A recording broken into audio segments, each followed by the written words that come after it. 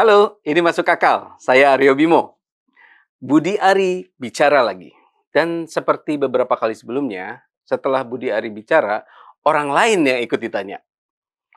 Jokowi dikaitkan, Prabowo ikut disebut, Gerindra dibawa-bawa, bahkan PSI yang jelas-jelas menyatakan Budi Ari bukan kader dan bukan pengurusnya, ikut harus memberikan klarifikasi. Ada satu istilah bahasa Inggris yang menurut saya menarik untuk menggambarkan fenomena seperti ini. The unruly horse, kuda yang sulit dikendalikan. Kuda yang kadang berlari lebih dahulu dan mengambil arah sendiri.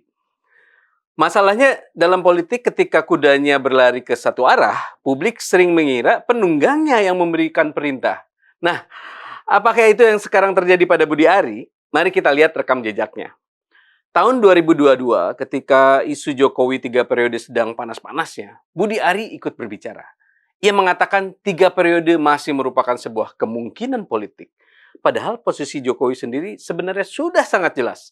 Sejak 2019, Jokowi bahkan pernah mengatakan bahwa orang yang mendorong dirinya 3 periode bisa jadi ingin menampar mukanya, mencari muka, atau bahkan menjerumuskannya.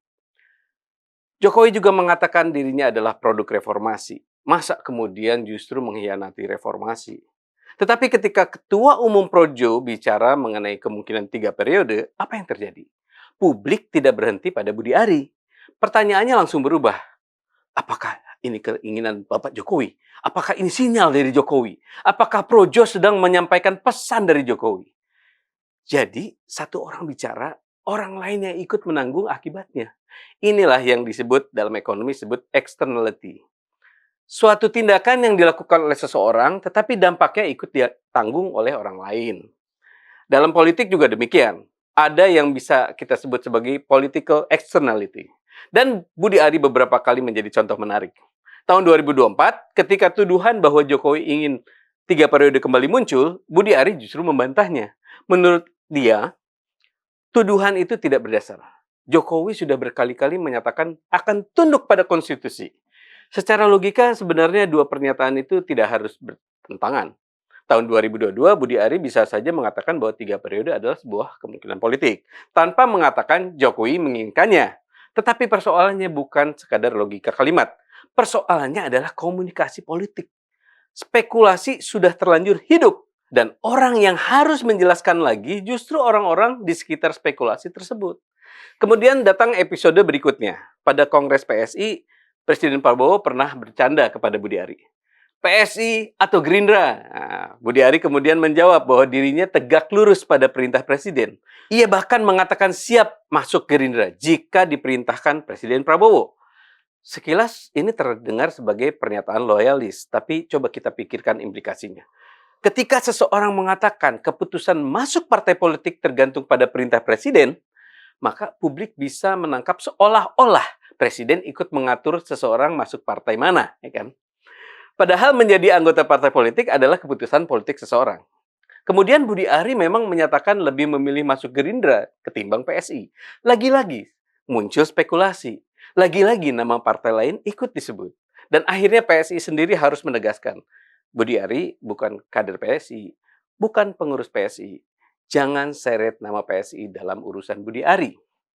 Menarik kan? Externality pernyataan Budi Ari ternyata tidak hanya sampai ke Jokowi. Ia juga bisa menyentuh Prabowo, Gerindra, PSI, dan tentu saja Projo sendiri. Sekarang kita masuk ke kontroversi terbaru. Budi Ari berbicara mengenai kemungkinan adanya sesuatu yang lebih cepat daripada 2029. Ia menyebut insting politiknya mengatakan ada kemungkinan percepatan. Bahkan ia menggunakan analogi pemilu 1997 yang kemudian disusul pemilu 1999. Pernyataan itu disampaikan dalam forum yang dihadiri Bapak Jokowi. Maka tidak perlu waktu lama sampai muncul pertanyaan. Apakah Jokowi tahu? Apakah Jokowi setuju? Apakah ini sinyal dari Jokowi? Apakah ada skenario politik menuju percepatan pemilu? Projo kemudian memberikan klarifikasi. Katanya video yang beredar itu tidak utuh. Budi Ari sedang membicarakan berbagai kemungkinan dalam sebuah diskusi.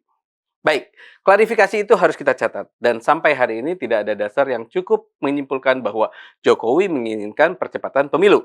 Bahkan belum tepat juga mengatakan bahwa Budi Ari sedang mengumumkan sebuah agenda mempercepat pemilu 2029. Tetapi persoalannya tetap ada.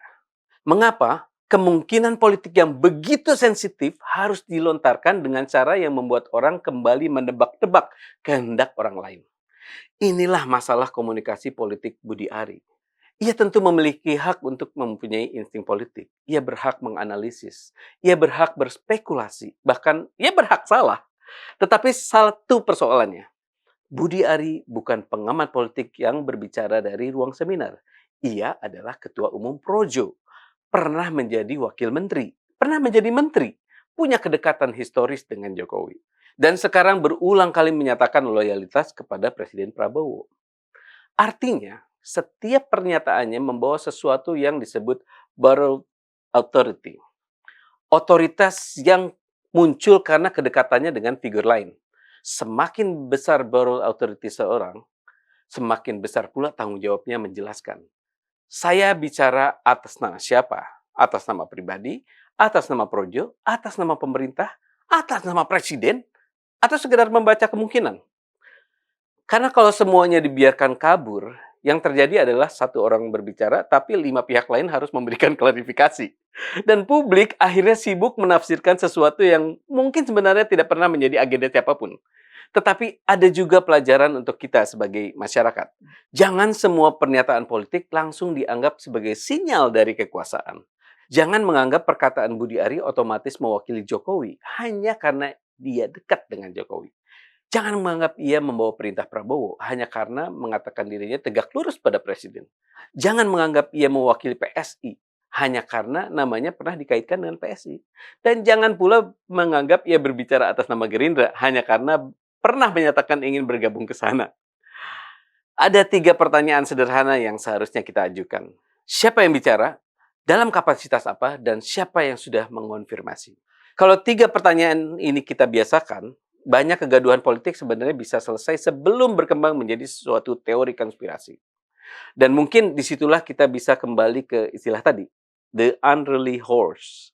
Kuda yang kadang berlari lebih dahulu, kuda yang mungkin punya insting sendiri, kuda yang memilih jalurnya sendiri.